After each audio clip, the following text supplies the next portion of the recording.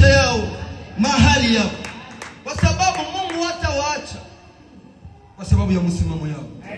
Usikuwa mtu wa kuyumbayumba katika imani. Simama kwenye msimamo. Ukifika mahali ambapo roho wa Mungu anakuambia bakia tu. Hata miba na michongomo isikutoe kwenye lengo. Kwa sababu mwovu shetani anakuwaka vile. Analetaka tu batu ya kupiga vita. Baukosesha amani na unavunjika moyo. Wakati unavunjika moyo, shetani anasimama sasa, anafurahi. Kamevunjika moyo, kameacha kazi, akanitumikie tena. Shetani anafurahi. Na wewe hautafikia baraka zako. Kuna watu mahali hapa ambao walikuwa wanamtumikia Mungu, wakavunjika moyo. Na kuambia ndugu mpendwa, rudilia tena kazi ya Mungu. Simama tena kazi ya Mungu. Subiri tu pale, Mungu atakujia wakati wake. Ile fora ulishakafanya usiipoteze, isipite bure.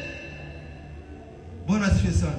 Paulo akasema, mwenye anachagua kazi ya Mungu amechagua kazi njema.